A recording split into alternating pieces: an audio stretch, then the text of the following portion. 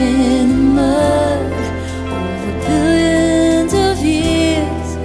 We're barely an nudge in the purpose.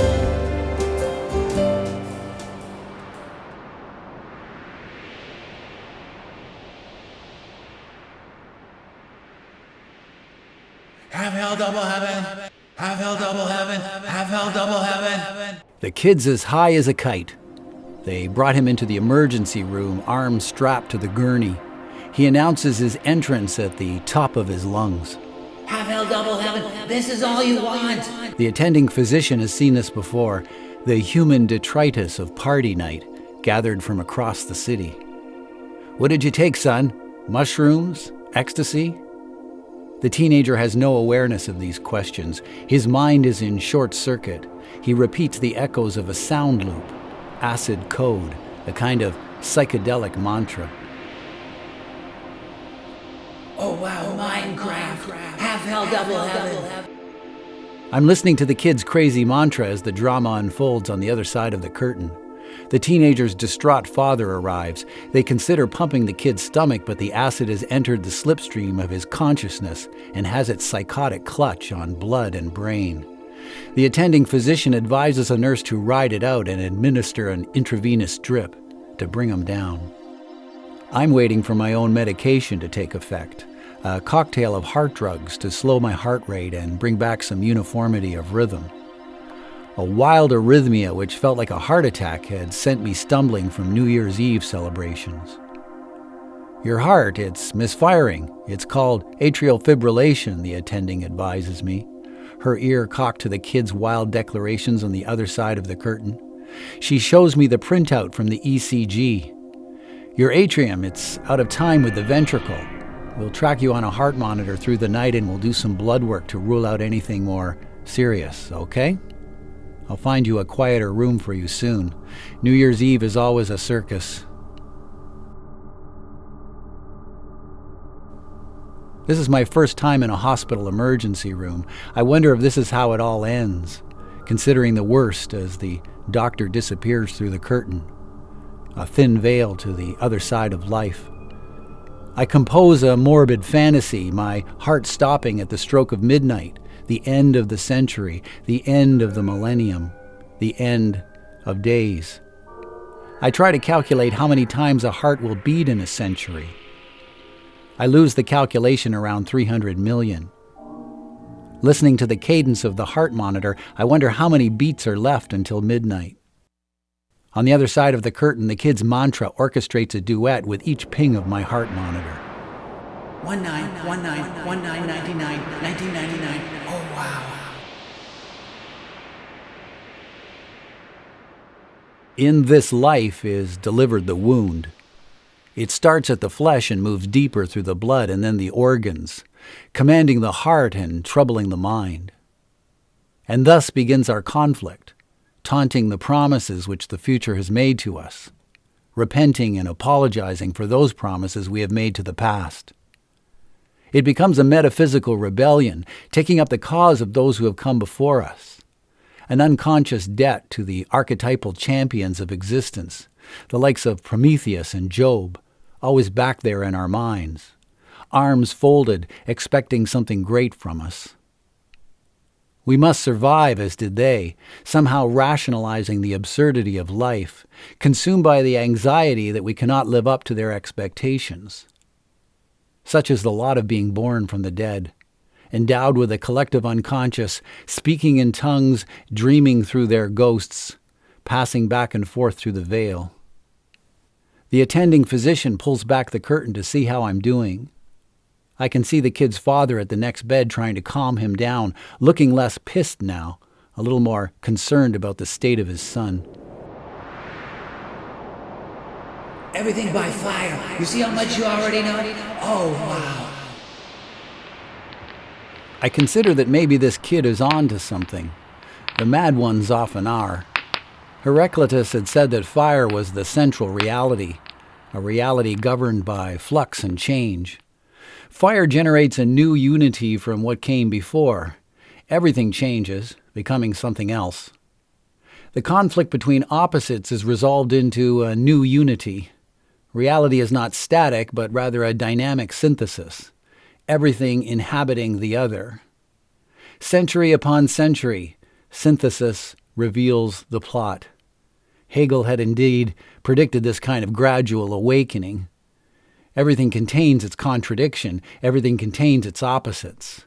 The duality eventually synthesizing in time into a new unity reality, the unity of opposites.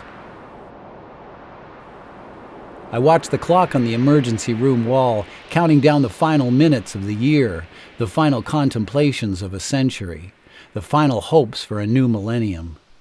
All that synthesizing, fluxing, and changing, running down its final chances in less than 20 minutes.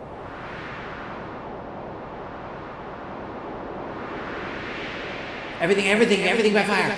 Everything by fire. You see it, don't you? The curtain on the other side of me swings open. The patient in that bed, Rosh Dev, leans over and says, "I do hope they quiet him down soon." I roll my eyes in approval. Rosh tells me he's an IT specialist for the government, having come to Canada about 15 years ago from India. He had collapsed after a 12-hour shift attending to the stressful last-minute adjustments to the government's Y2K protocol. The end of the 20th century had foretold the end of the world, a little oversight they called the Y2K bug, an apocalyptic chain of events predicted when digital clocks around the world failed to click over to the number 2000. The entire planet threatened by a massive binary confusion, the end of days, a new millennium demanding too many zeros for computers to understand. Rosh and his team were responsible for managing the fix for the Y2K bug in all the Government of Canada departments. To make sure all computers and servers understood those crazy 3 zeros of the year 2000. But it was not the stress of the day that had brought Rosh into the emergency room. Earlier that afternoon, Rosh had an encounter on the street with a wild-eyed prophet waddling down the street with a sandwich board sign which read, "Repent, 1999, the end of the world is at hand." The street prophet held a Bible above his head, pages open to the final chapter, Revelations. The prophecy of utter destruction, the final apocalypse, the end of days. According to Carl Jung, the New Testament Revelations was St. John's psychic manifestation of his shadow, a rebellion against life, his latent human conflict with unattainable perfection.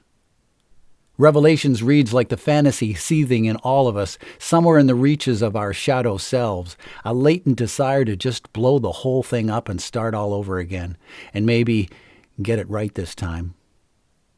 Just as Rosh Dev had encountered the crazed street prophet earlier that day, the prophet had raised his arm in the air, proclaimed, "Vengeance to you all!" and brought his Bible down with a thunderclap. Now Rosh was just rounding the corner and took the full blow of the huge leather tome on his head, laying him flat out on the sidewalk. Rosh's head ringing from knuckle, book leather, fire and brimstone. The kid continues to repeat his psychotic mantra. Everything by fire. Oh, wow. Rosh recalled the encounter with the street prophet. He said, "You know, when I was lying there and looking up into his glassy and very unapologetic eyes, I could see all of conflicted humankind in his stare. It was the strangest feeling, like I'd shared a memory with all beings before me, back through the eons of time." Rosh said that he could see in the street prophet's eyes that the purity and brightness of the promised light had proved to be unbearable, as it would to anyone squinting in the pain of having dwelt so long in the darkness, unable to even imagine an exit from the likes of Plato's cave. In the shadows, it feels like there can be no new path to reconcile the opposites of dark and light. St. John had tried to walk into that unbearable light, his mind banishing all else. But the darkness, left to its own devices, latent in the unconscious shadow of our psyche, is waiting for an opportunity to burst forth. And it did so in Revelations. John and his Gospels of love were transformed into John of the Apocalypse. 7 seals and 4 horsemen unleashing the final terror of blood and destruction, clearing the path for a new and promised land. And maybe we'll get it right this time.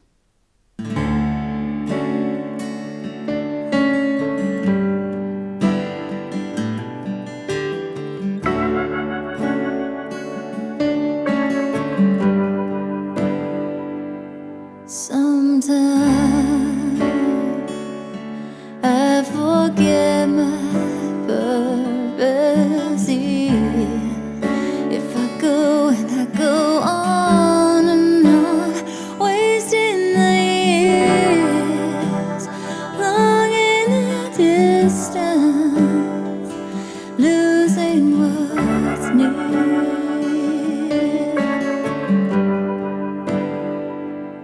Sometimes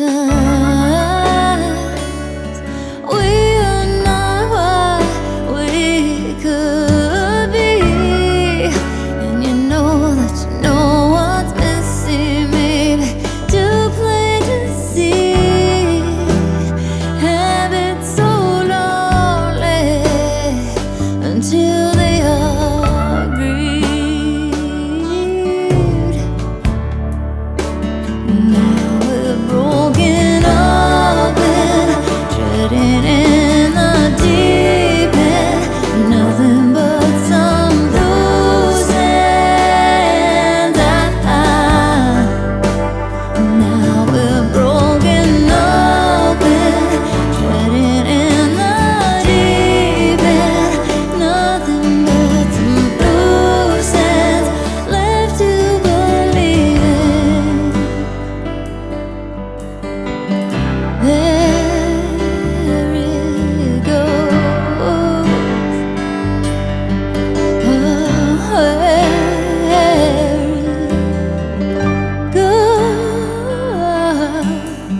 Only love after everything else has gone all around the planet. The fields we are laid upon. Only love after everything else has gone. Only love.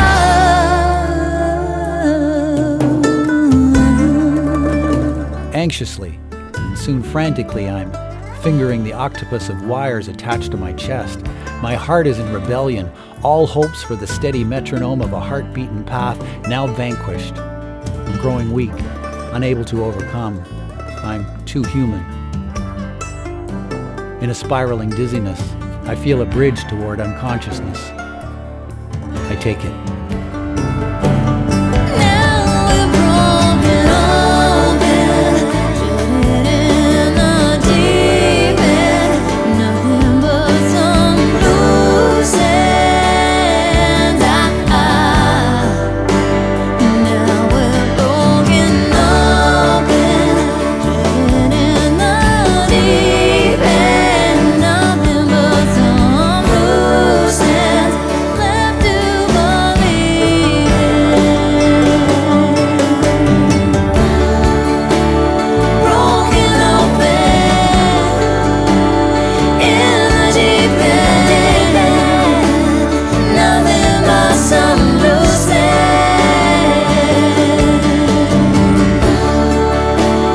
Broken open in the deep end, nothing but some loose ends.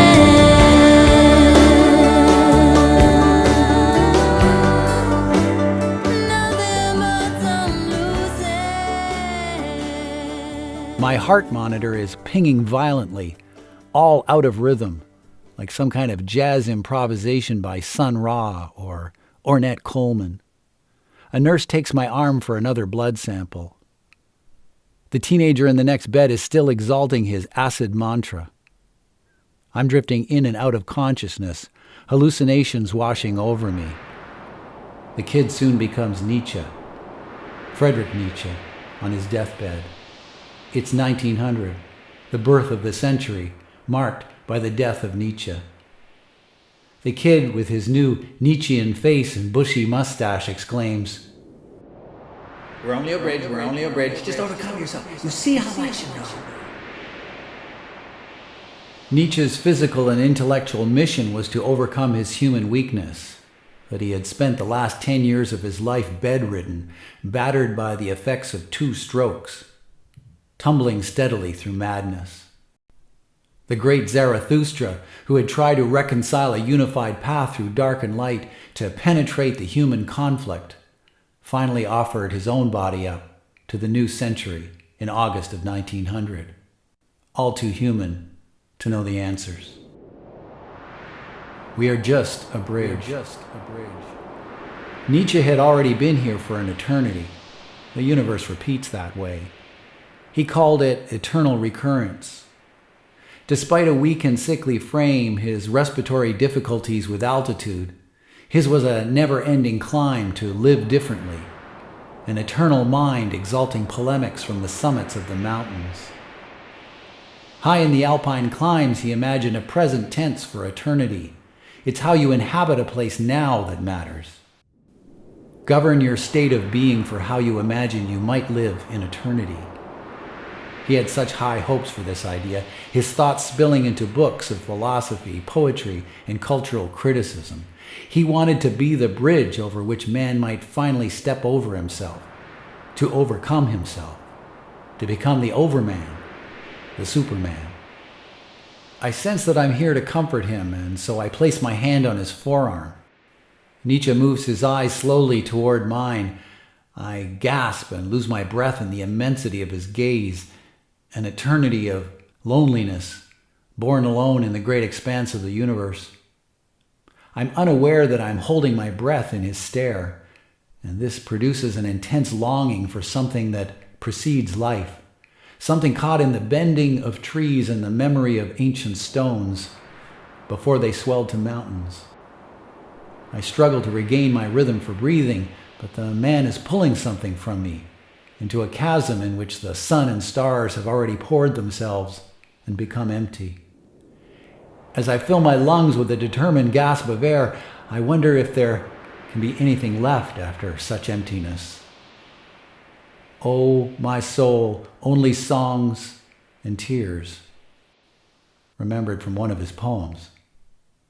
Then silence for a few minutes, Nietzsche's eyes never leaving mine, and soon I'm caught in the tumult of the bending forces of time and space. I'm perched on Nietzsche's bedside as if on a precipice at some great height. I'm afraid to release his hand for fear we might both fall from our perch. But his eyes begin to fade and droop. A body used exclusively for poetry and visions eventually forgets its physical responsibilities, as if life just wants to sweep away the scraps and move on. But how does one remain? If there is eternity, how does one stay? Had he discovered that the mind is too fragile for eternity, all too human? The eternal canvas too great? The light and colors too intense? The sound emanating from each sentient heart and living thing just too cacophonous for the ear to endure? The swirl of energy across the universe, unfathomable. One should go mad, imagining the immensity.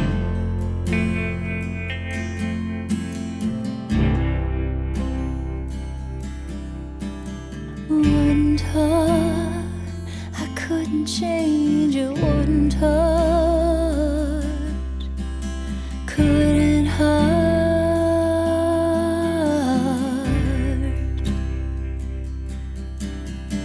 From the start you sacrificed, you couldn't hurt. It broke apart.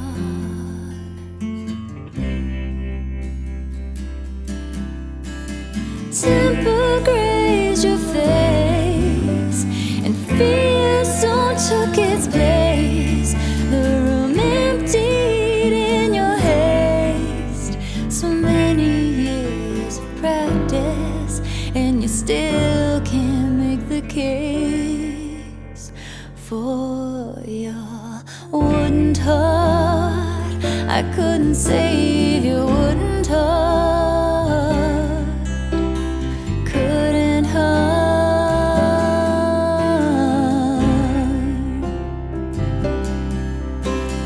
From the start you sacrificed, you couldn't hurt, and broke apart.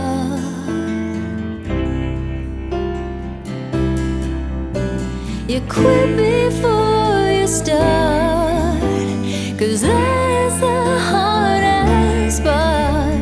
To leave becomes the art. A window always open, and a door that's left ajar.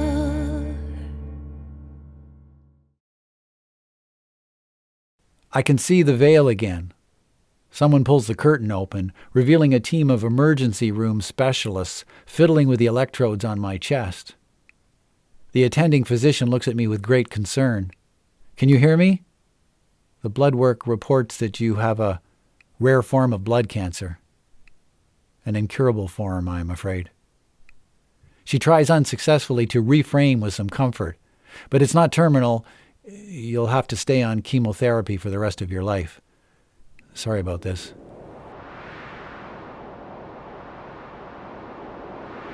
Oh, wow. We knew. We don't know. Oh, we don't know. Oh, wow. I'm tuned into the kid's mantra, believing that I can decipher his code. It seems to draw down all the light and sound through the black hole of the emergency room, each word like a shooting star or comet reaching across the event horizon for a cooling place. I feel anxious, still processing the doctor's words. I feel the spiral again. The kid starts to speak in longer sentences. Everything by fire, just like the beginning. At the beginning, before we knew things, there was nothing. And once we know that the things we know come from nothing, there will be nothing again, then Big Bang all over again. Across the universe, this is the dream. It's all you need to know. Yes, the code has been programmed into us all along. Everything's been our learning period, all of history, from the time before we knew things. From the beginning, the code was the word that enabled us to imagine existence, the word that must have flicked the switch of consciousness to reveal other words, a word that led to things, impressions, and a purpose and a reason for us to go on. Words of increasing complexity to create a collective hallucination for a shared reality. Words to give us a plot for time. I mean, before the word, there must have been just an inarticulate nothing, right? Just a still point full of potential waiting for time to unravel us, if only for a blip on its continuum. The great code is the word, plus time, plus more words. We knew, we don't know. 1999. Only minutes left in the century. My mind becomes a galactic slingshot, launching towards the speed of light. Time leads us to the beginning in either direction, forwards or backwards. The still point is found at both the beginning and the end. My heart is now missing too many beats. The kid's crazy mantra in the long silences between the pings of my heart monitor seemed to anticipate the downbeat of the next ping while improvising a perfect cadence to bridge the gap.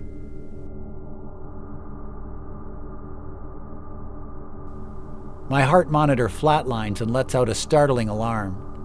There's chaos in the emergency room as the kid's acid mantra grows louder. The doctors struggle to wheel over a defibrillator towards my bed while powering up the voltage for the paddles. The untold history of the century anticipates the wave of energy generating in the defib paddles. The code will be more decipherable at higher speeds. This is the dream. Half hell, double heaven. I'm aware of an energy building during all of this. E equals mc squared. Energy's equivalency to mass. The simple, tidy thought experiment of a patent clerk in 1906. The equation imagines an entire century of God-making projects and karmic repercussions. These revelations pass through my mind in luminescent waves. The defib paddles launch wave after wave of conduction, electrical time releasing the energy latent in all mass. The kid's crazed mantra starts winding to a crescendo, steadily rising in pitch.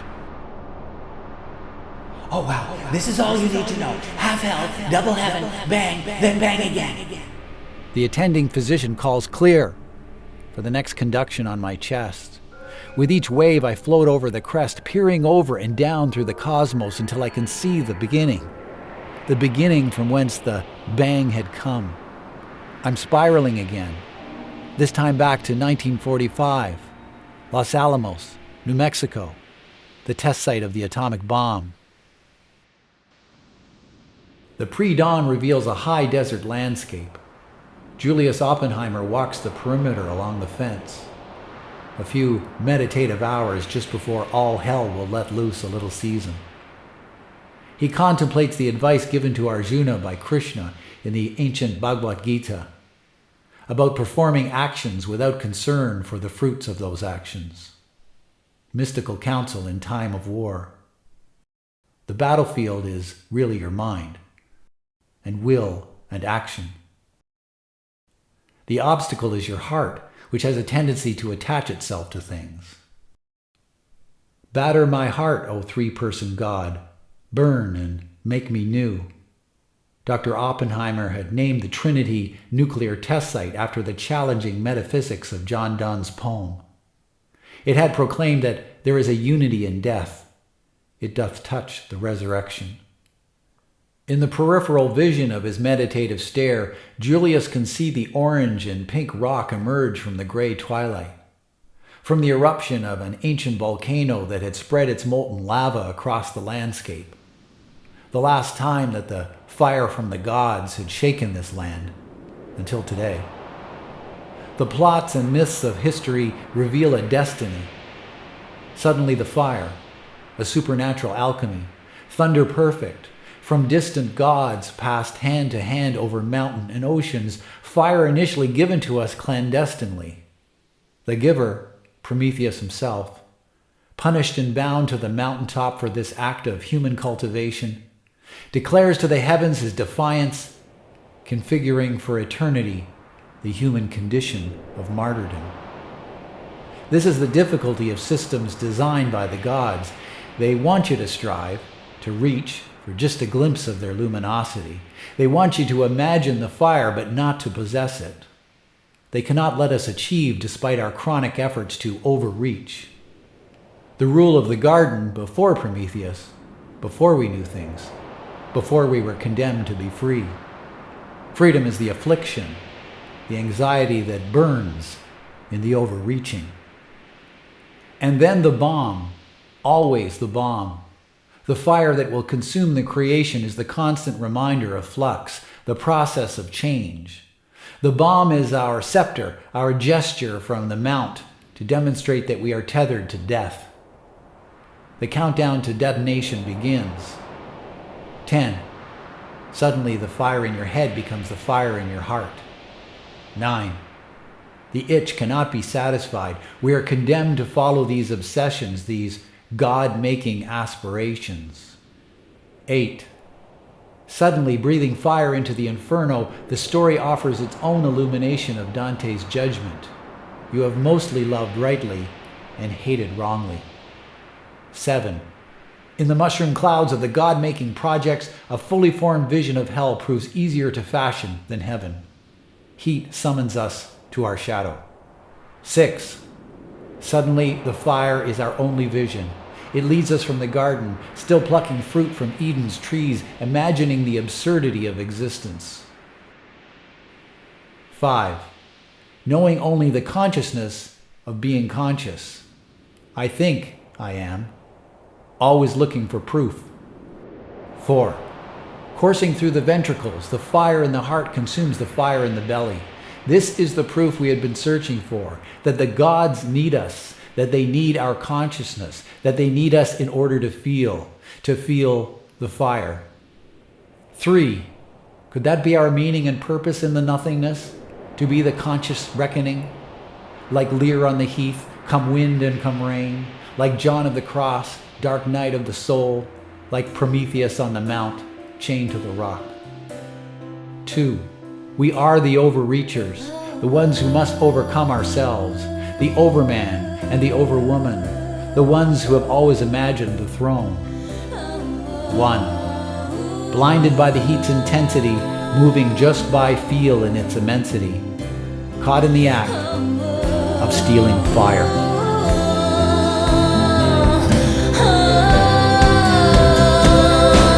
We stood our ground and crossed our chests and let them bleed and lay to rest. Everything we couldn't rise above. When it's fate we chose instead of hope, 'cause the gun wheels in our minds suppose that we alone can mend a fractured soul.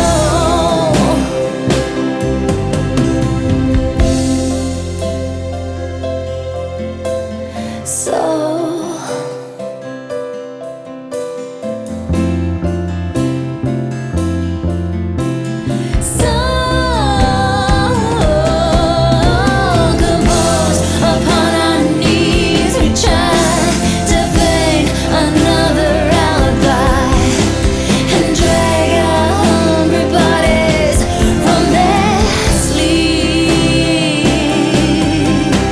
A world is game, but purpose lost. Here's a wander into your arms, the cost of promises we couldn't keep. Wouldn't hurt, I couldn't save you. Wouldn't hurt, couldn't hurt.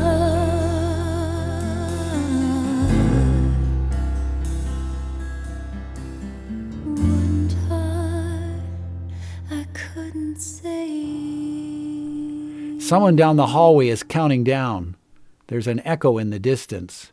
Happy New Year, someone says. 3 emergency nurses are leaning over me, encouraging some response. Can you hear me? But I'm still in a spiral, time begging me backwards and forwards. Before we knew things, there was only immortality, the state of denial that willed us to go on. That was how you survived, by being immortal.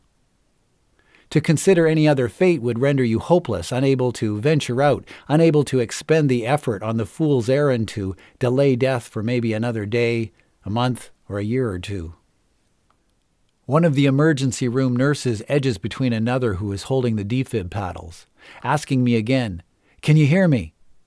I can hear the question, yet somehow I'm not present to answer, as if in transition, a synthesis of immortality and death, a new unity in the void of pure consciousness. I'm in a spiral again, crossing over the Himalaya, followed by Tibetan monks and nuns, ancient sacred texts and relics stuffed into sacks in the haste of their escape. Texts like the Bardo Toro, the Tibetan Book of the Dead, fragile tomes documenting sacred tantras for the transference of consciousness, a system for accepting death by preparing the mind and living more peacefully in this life. As consciousness begins to fold layer upon layer upon my mind, there's a slow and gradual revealing of this existence, fading forward through light and shadow. Time has survived into a new century, a new millennium. Through the veil I can see the movement. A nurse pulls back the curtain, revealing the room I've been moved into, the cancer ward. She notices that my eyes have opened. She doesn't speak, but it feels like she says, "Welcome back." In this wound is delivered the cure. A cure for our centuries of immortality. A cure for the routine of survival. The taunts of memory, the failed projects, the anxiety of living in past and future. In this wound there is nowness, for tomorrow never knows. This is where the real bargaining begins for every living thing, more a negotiation with existence than an acceptance of fate. Our purpose sometimes unclear, but nevertheless vital to our becoming. We just deserve to mean that much. In real time, here and now, embolisms course through my blood, cancerous cell mutations multiplying and making brand new rules for my existence, as evolution has always done. I become that change in flux, intentional and determined, revealing the code as it becomes more intelligible, somewhere on a wave that will alter the course of stars. The universe expanding with endless space that surrounds